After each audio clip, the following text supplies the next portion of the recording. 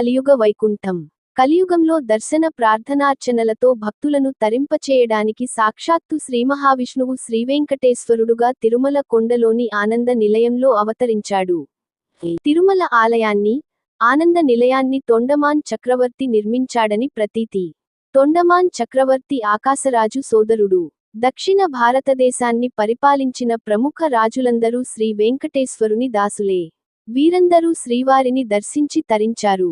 9వ శతాబ్దానికి చెందిన పల్లవులు, 10వ శతాబ్దానికి చెందిన చోళులు, తంజావూరు, పాండ్య రాజులు, మదురై, 13 నుండి 14 శతాబ్దానికి చెందిన విజయనగర రాజులు శ్రీవారికి విలువైన కానుకలు సమర్పించినట్లు శిలాశాసనాలు చెప్తున్నాయి.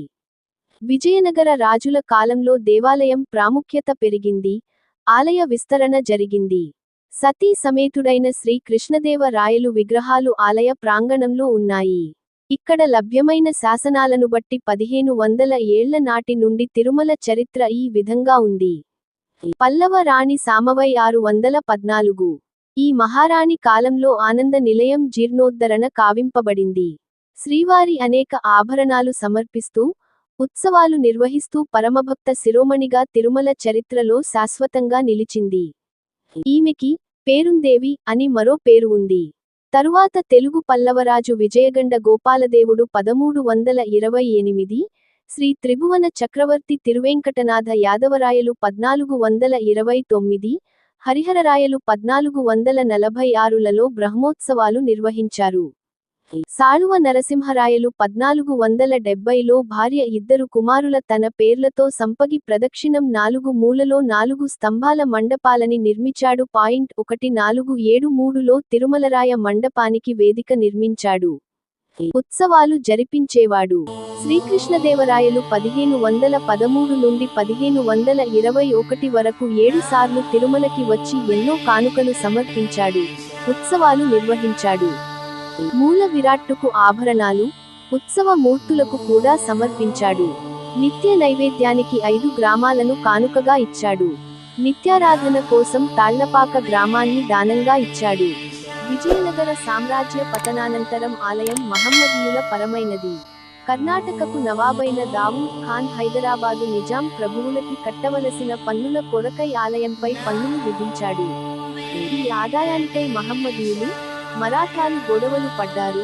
1740లో మరాఠీ ప్రభువు ఆలయాన్ని స్వాధీన పరచుకుని, రక్షించి స్వామివారికి ఎన్నో అమూల్య ఆభరణాలు సమర్పించాడు. తరువాత క్రమంగా 1801 నాటికి ఆలయం ఈస్టిండియా కంపెనీ వారి వశమైంది. ఈస్టిండియా కంపెనీ మొదట్లో హిందూ దేవాలయాలను, ముస్లిముల మసీదులను కాపాడుతూ వారి ధర్మాలను స్వయంగా పరిపాలించేవారు. దీనికి సంబంధించిన శాసనం 1810లో బెంగాలు ప్రాంతంలో వేయించారు. 1817లో చేసిన 7వ రెగ్యులేషన్ చట్టంలో కూడా ఇదే పాలసీని కొనసాగించారు. ధర్మాదాయాల సొమ్మును రెవెన్యూతో పాటు జిల్లా కలెక్టర్లు వసూలు చేసి, దేవునికి క్రమంతప్పక ఉసతవాలు, అర్చనలు, భోగాలు స్వయంగా పర్యవేక్షించి జరిపేవారు. అయితే 1841లో ఆంగ్ల ప్రభుత్వం హిందూ మతసంస్థలలో జోక్యం చేసుకోకూడదని చట్టం చేసినందున ఆ ఆలయ నిర్వహణ మహంతులకు అప్పజెప్పింది. మహంతు సేవాదాస్ జీ నుంచి ప్రయాగదాస్ జీ వరకు ఇలా 90 ఏళ్ల పాటు మహంతుల పాలన సాగింది. వీరి తరువాత 1933లో అప్పటి గవర్నర్ ధర్మకర్తల మండలిని ఏర్పాటు చేశాడు.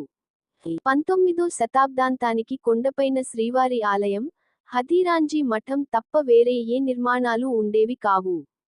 అర్చకులు సైతం కొండ కింద ఉన్న కొత్తూరులోనే ఉండేవాళ్లు. తెల్లవారుజామునే లేచి సప్తగిరులు ఎక్కి ఉదయం 7 గంటలకు స్వామికి మేలుకొలుపులు పాడేవారు. అడవి జంతువులు, దొంగల భయంతో యాత్రికులు గుంపులు గుంపులుగా డప్పులు వాయిస్తూ, గోవిందనామ స్మరణ చేస్తూ కొండ ఎక్కేవారు. రాళ్ళూరప్పలు నిండిన దారిలో కొంతసేపు వెళుతూ మధ్యలో వంటావార్పు కోసం ఆగుతూ, మొత్తానికి పైకి చేరుకునేసరికి దాదాపు 2 రోజులు పట్టేదట. వారు మధ్యలో ఆగేందుకు 3 చోట్ల దిగుడుబావులు, విశ్రాంతి మండపాలు ఉండేవి. వాటిని ఠాణాలు అనేవారు.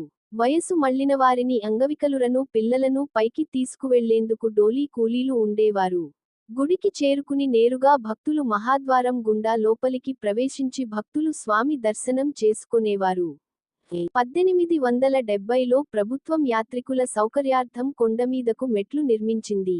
5 ఏళ్లనాటి దేవస్థానం రికార్డుల ప్రకారం అప్పట్లో పొద్దున 7:30కు సుప్రభాత సేవ, రాత్రి 10:30కు ఏకాంత సేవ జరిగేవి.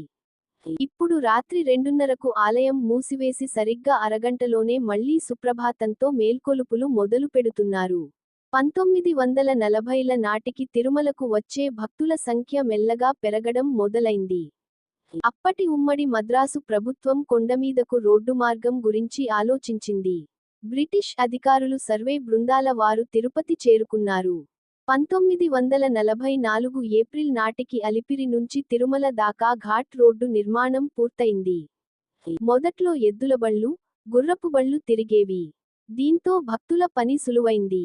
నెమ్మదిగా దేవస్థానమే తిరుమల, తిరుపతి మధ్య 2 బస్సులు ప్రారంభించింది.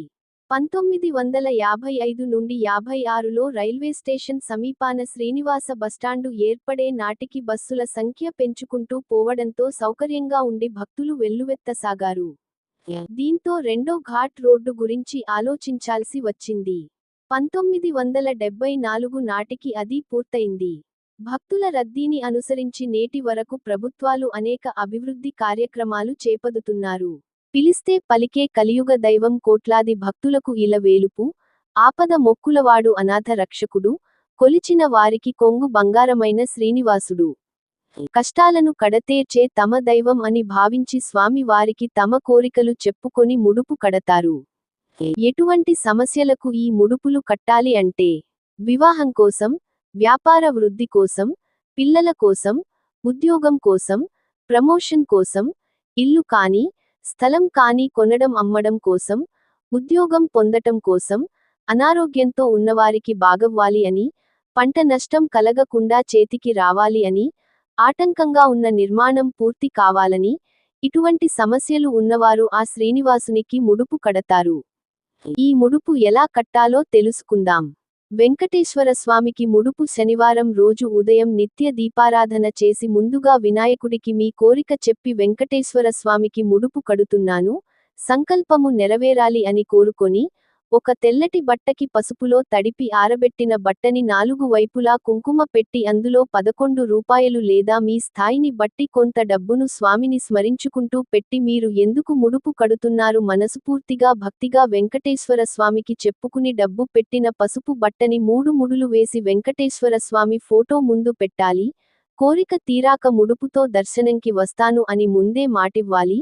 వెంకటేశ్వర స్వామి అష్టోత్తరం, గోవిందా నామాలు చదువుకొని స్వామికి హారతి ఇచ్చాక ముడుపుకి కూడా హారతి ఇచ్చి ఆ ముడుపు మీ పని అయ్యే వరకు స్వామి ముందే ఉండాలి. కోరిక తీరాక ఆ ముడుపు తీసుకొని తిరుమలకి దర్శనంకి వెళ్లి ముడుపుతో పాటు మరికొంత డబ్బు కలిపి హుండీలో వేయాలి. ఇది భక్తిగా నమ్మకంగా చేసిన వారికి వారి కోరిక నెరవేరుతుంది. ఈ సమాచారం సమాజానికి అందించాలనే సదుద్దేశంతో జై తెలుగుతల్లి టీవీలో ప్రసారం చేస్తున్నాం. దయచేసి జై తెలుగుతల్లి టీవీని సబ్స్క్రైబ్, లైక్, షేర్, కామెంట్ చేసి ప్రోత్సహించండి.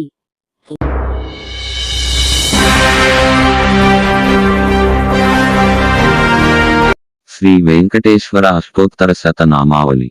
ఓం శ్రీ వెంకటేశ్వరాయ నమ. ఓం అవ్యక్తాయ నమ. ఓం శ్రీ శ్రీనివాసాయ నమ. ఓం కటిహస్తాయ నమ. ఓం లక్ష్మీపతయే నమ. ఓం వరప్రదాయ నమ. ఓం అనమయాయ నమ. ఓం అనేకాత్మనే నమ. ఓం అమృతాంశాయ నమ. 10. ఓం దీనబంధవే నమ. ఓం జగద్వంద్యాయ నమ. ఓం ఆర్తలోకాభయప్రదాయ నమ. ఓం గోవిందాయ నమ. ఓం ఆకాశరాజ వరదాయ నమ. ఓం శాశ్వతాయ నమ. ఓం యోగిహృత్పద్మ మందిరాయ నమ. ఓం ప్రభవే నమ. ఓం దామోదరాయ నమ. ఓం శేషాద్రినిలయాయ నమ. 20. ఓం జగత్పాలాయ నమ. ఓం దేవాయ నమ.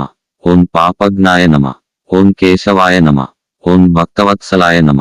ఓం మధుసూదనాయ నమ. ఓం త్రివిక్రమాయ నమ. ఓం అమృతాయ నమ. ఓం సింసుమారాయ నమ. ఓం మాధవాయ నమ. 30.